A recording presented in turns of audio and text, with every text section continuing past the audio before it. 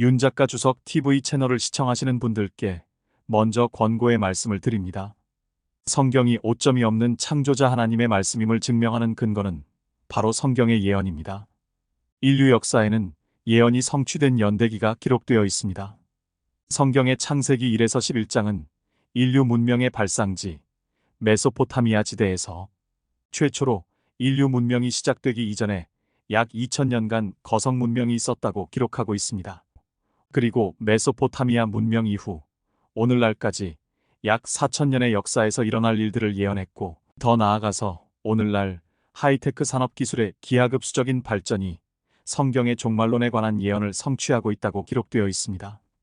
요한계시록은 성경 전체의 예언들이 성취되는 연대기의 순서를 알려주는 책으로 성경과 인류 역사 전체를 이해하는 틀을 제공합니다. 그러므로 요한계시록을 공부하는 것은 성경과 인류 역사와 도래할 인류의 미래까지도 이해할 수 있어 매우 중요합니다. 계시록 1장 3절을 보면 성경에서 계시록은 공부하는 자에게 축복을 약속하는 유일한 책입니다. 요한계시록을 이해하기 위해서 구약 성경의 예언 중에 성취된 예언과 아직 성취되지 않은 예언에 관한 사전 지식이 필요합니다. 성경적 진리 1에서 7편까지의 영상에 계시록을 이해하기 위한 사전 지식을 요약해 놓았기 때문에 먼저 보시기를 권고합니다. 요한계시록 주석 25편 뒤 두 증인 요한계시록 11장 3에서 6절 대환란 전반기에 일어나는 네 번째 사건은 두 증인의 사역입니다. 내가 나의 두 증인에게 주리니 그들이 굵은 베옷을 입고 1260일을 예언하리라. 이들은 두 올리브나무와 두 촛대이며 땅의 주님 앞에 서 있느니라. 누구든지 그들을 해치고자 하면 그들의 입에서 불이 나와서 원수를 삼키고 누구든지 그들을 해치고자 하면 이와 같이 죽임을 당하리라. 이들은 하늘을 닫아 그들의 예언하는 날에 비가 내리지 않게 하는 권세가 있고 물을 다스리는 권세가 있어 물을 피로 변하게 하며 원하는 대로 모든 재앙으로 땅을 칠 수 있느니라. 3절에서 사역의 시기는 1260일, 즉 3년 반에 해당하는 기간으로 제시되어 있습니다. 이 3년 반은 환난 기간의 전반기에 해당합니다. 두 증인의 신호는 4절에 나와 있으며 스가랴 4장 11에서 14절의 성취라고 합니다. 그때 내가 대답하여 그에게 말하기를 촛대 오른편과 왼편에 있는 이 두 올리브나무는 무엇이니이까 하니 내가 다시 대답하여 그에게 말하기를 두 금주둥이로 스스로 금 기름을 쏟아내는 이 두 올리브나무 가지들은 무엇이니이까 하니 그가 내게 대답하여 말하기를 너는 이것들이 무엇인지 모르느냐 하시므로 내가 말하기를 내 주여 모르나이다 하니 그가 말하기를 이들은 두 기름 부음 받은 자들이니 온 땅의 주 곁에 서 있는 자들이니라 하더라. 이 두 증인은 많은 추측의 대상이 되었습니다. 많은 예언 교사들은 이들을 과거에 살았던 두 사람과 동일시하려고 합니다. 한 사람은 항상 엘리야라고 말하고 다른 한 사람은 모세 또는 에녹이라고 말합니다. 에녹과 엘리야라고 주장하는 사람들은 이 두 사람이 한 번도 죽지 않았기 때문에 환난 중에 다시 돌아와서 죽을 것이라는 사실에 근거합니다. 종종 한 번 죽는 것은 사람에게 정하신 것이니라 라는 히브리서 9장 27절이 증거로 사용됩니다. 그러나 이것은 일반적인 원칙이지 절대적인 규칙은 아닙니다. 예를 들어 한 번이라는 단어를 예로 들면 구약 성경과 신약 성경에서 메시아를 제외하고 부활한 모든 사람이 두 번 죽었습니다. 더 나아가 살아있는 교회 성도들은 어떠한가? 히브리서 9장 27절이 정말 절대적인 법칙이라면 휴거 당시 살아있는 모든 교회 성도들도 언젠가는 죽어야 한다는 뜻이 됩니다. 고린도전서 15장 51절과 데살로니가전서 4장 15에서 17절은 모두 히브리서 9장 27절이 일반적인 원칙일 뿐이라는 것을 보여줍니다. 또한 히브리서 11장 5절에 비추어 볼 때 에녹이 미래에 죽는다는 것은 있을 수 없는 일입니다. 믿음으로 에녹은 죽음을 보지 않고 옮겨졌으니 하나님께서 그를 옮기셨으므로 다시 보이지 아니하리라. 그는 옮겨지기 전에 하나님을 기쁘시게 하였다는 이 증거를 지녔느니라. 에녹은 분명히 옮겨졌다고 말하며 이것은 썩을 몸이 썩지 않은 몸을 입고 죽을 몸이 죽지 않을 영원한 생명을 입는 것과 관련이 있습니다. 고린도전서 15장 50에서 58절.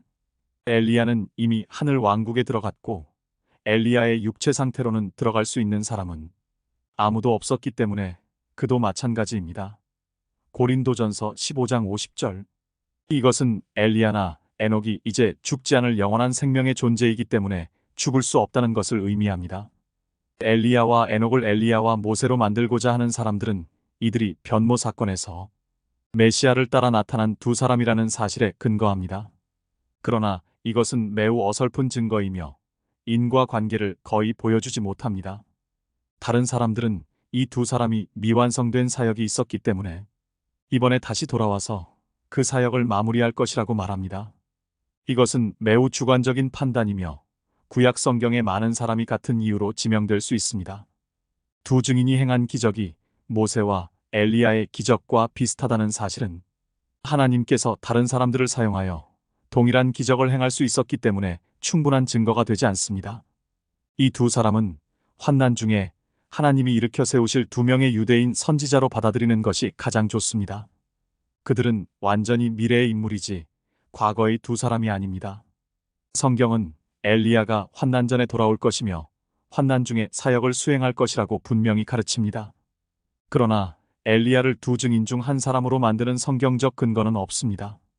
두 증인은 단순히 그 시대에 살던 두 명의 유대인 남성으로 하나님께서 선지자의 직분으로 높여주시고 기적적인 권능을 부여하실 것입니다. 그러므로 두 증인의 정확한 신원은 환난 중에 알 수 있습니다. 5에서 6절에 두 증인의 사명과 권위의 특징에 대한 설명이 나옵니다. 불로 사람을 죽일 권세를 가지고 있으며 적절한 때가 오기 전에 죽이려는 자들에게 사용될 것입니다. 5절. 그들은 또한 비를 내리지 않게 함으로써 가뭄을 일으키고 물을 피로 바꾸고 이집트에 내린 10가지 재앙과 비슷한 다른 재앙을 일으킬 권한도 있습니다. 6절. 사역의 중심은 예루살렘 성읍이 될 것이며 14만 4천 명의 유대인의 사역은 전 세계가 될 것입니다. 다음 장에서 두 증인에 대해 자세히 설명하겠습니다. 이 바빌론 교회, 요한계시록 17장 1에서 6절. 또 일곱 호리병을 가진 일곱 천사 가운데 하나가 와서 나와 대화하며 말하기를 이리 오라. 많은 물 위에 앉은 그 큰 창녀의 심판을 내게 보여주리라. 땅의 왕들도 그녀와 더불어 음행하였고 땅에 사는 자들도 그녀의 음행의 포도주에 취하였도다 하고 그가 나를 영안에서 광야로 이끌어가니라. 또 내가 보니 한 여자가 주홍빛 짐승 위에 앉아 있는데 그 짐승은 하나님을 모독하는 이름들로 가득하고 7머리와 10뿔을 가졌더라. 또 그 여자는 자주색과 주홍색 옷을 입고 금과 보석과 진주로 장식하고 손에는 금잔을 가졌는데 그 잔은 가증스러운 것들과 그녀가 행한 음행의 더러운 것들로 가득 찼더라. 그녀의 이마에 한 이름이 기록되어 있는데 신비라, 큰 바빌론이라, 땅의 창녀들과 가증한 것들의 어미라고 하였더라. 또 내가 보니 그 여자가 성도들의 피와 예수의 순교자들의 피에 취하였더라. 그러므로 내가 그녀를 보고 크게 의아해하며 놀랐노라. 환난 전반기에 일어나는 5번째 사건은 바빌론 교회의 통치입니다. 환난 중에 전반기와 후반기에 두 개의 정치 체제가 있는 것처럼 환난의 각 절반에 하나씩 두 개의 종교 체제도 있을 것입니다. 이 구절은 환난 전반기의 종교 체제에 관하여 설명합니다. 1에서 2절에서 요한은 큰 창녀에게 임할 심판을 보러 오라는 초대를 받습니다. 무언가를 매춘한다는 것은 적절한 용도가 있는 것을 가져다가 부적절한 용도로 바꾸는 것입니다. 창녀는 적절한 용도로 사용되는 성을 취하여 부적절한 용도로 왜곡하여 불법적인 것으로 바꾸어 음행을 일으킵니다. 이 경우 창녀는 적절한 용도로 사용되는 종교를 나타내지만 야고보서 1장 26에서 27절 여기서는 부적절한 용도로 매춘을 했습니다. 섬기는 것이 아니라 지배합니다. 종교를 잘못 사용하면 영적인 음행이 일어납니다. 음행이라는 단어는 호세아 1에서 2장, 예레미야 2장 20절, 3장 1에서 9절, 에스겔 16장 15에서 41절, 23장 5에서 44절 등에서와 같이 육체적인 불충실함과 영적인 불충실함 모두에 사용됩니다. 이 여인과 함께 땅의 왕들이 음행을 저지르는데 2절, 이는 종교와 국가가 하나가 되는 것을 보여줍니다. 1절에서 여자가 많은 물 위에 앉아 있다는 15절에서 세계 인구를 가리키는 것으로 해석됩니다. 그가 나에게 말하기를 내가 본 그 창녀가 앉은 물은 백성과 무리들과 민족들과 언어들이라. 3절에서 창녀는 7머리와 10뿔이 있는 짐승 위에 앉아 있는 것으로 보입니다. 이것은 이 거짓 종교 체제가 환난 전반기에 시민 정부의 지원을 받고 있으며 정부의 지원으로 인해 통치할 수 있다는 것을 의미합니다. 2장 이방인의 시대를 참조하십시오. 요한계시록 주석 3편. 이 여인에 대한 설명과 신호는 4에서 5절에 나와 있습니다. 이 여자는 매우 부유하고 영향력 있는 것으로 보이며 그녀의 이름은 신비라, 큰 바빌론이라, 땅의 창녀와 가증한 것들의 어미라 라고 나와 있습니다. 이 구절에서 발견되는 것은 종교적 배도의 마지막 형태이며 하나의 세계 초교파 교회로 끝납니다. 이것은 대환란 계시록 2장 20에서 22절에 던져져 배교한 라오디케아 교회와 연합한 이세벨 여인의 최종 형태입니다. 이것은 순결한 처녀로 나타난 참된 메시아의 신부와 대조적으로 창녀로 나타난 가짜 메시아의 신부입니다. 고린도후서 11장 2절, 에베소서 5장 25에서 27절, 계시록 19장 6에서 8절.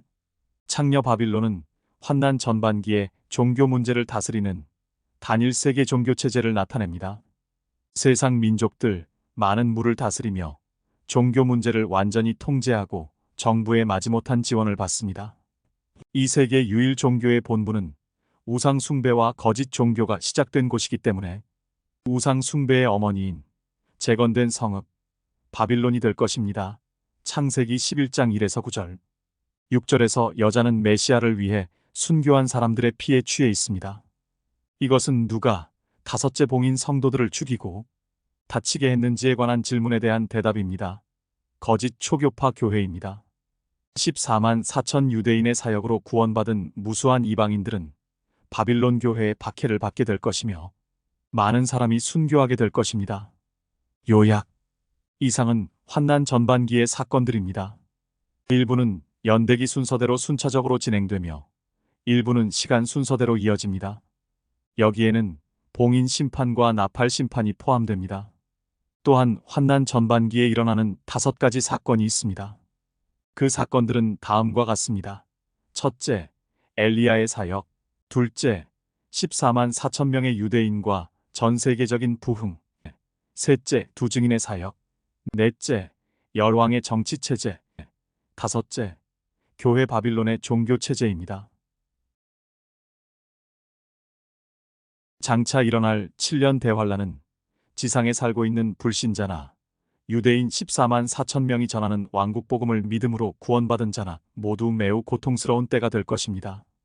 또한 대환란 시기에는 현재 하이테크 산업의 기하급수적인 기술 혁신 속도로 볼 때 전 세계에 사각지대 없는 초고속 무선 통신망, 완전 자율주행 자동차와 비행체 등 운송수단, 세계 민족이 하나의 언어로 소통하는 것처럼 완성된 통번역기, 인공지능, 로봇 등의 발전으로 현재와는 비교되지 않을 정도로 인간의 삶의 질이 향상된 고도로 진보된 문명사회에서 살게 될 것입니다.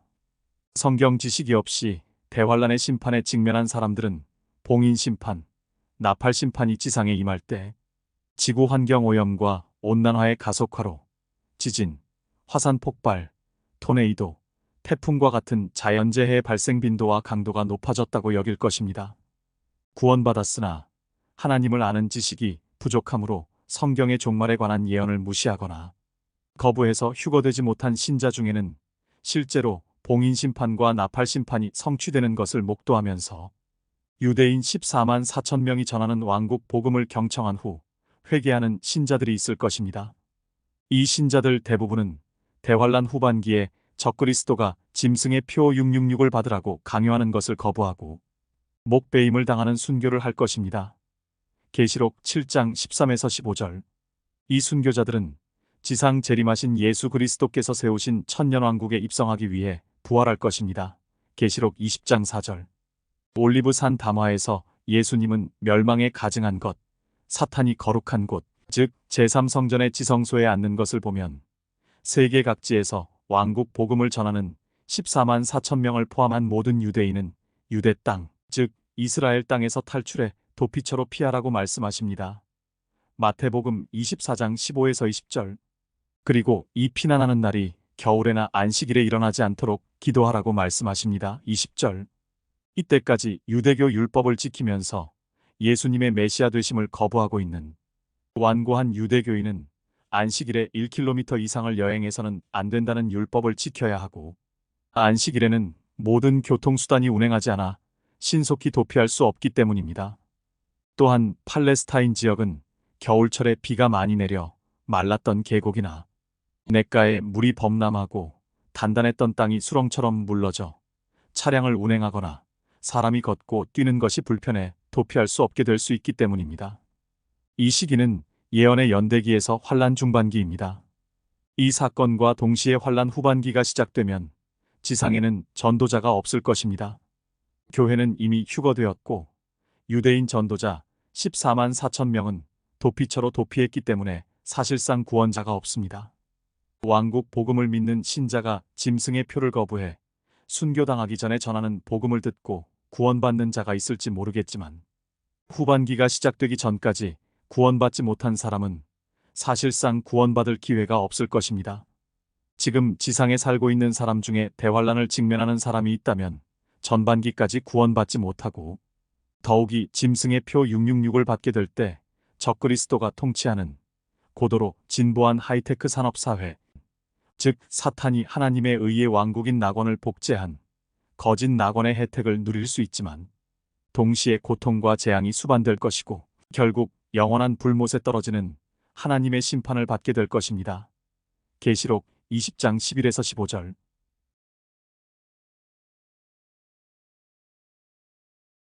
성경이 창조주 하나님의 말씀임을 증명해 주는 것은 바로 예언입니다.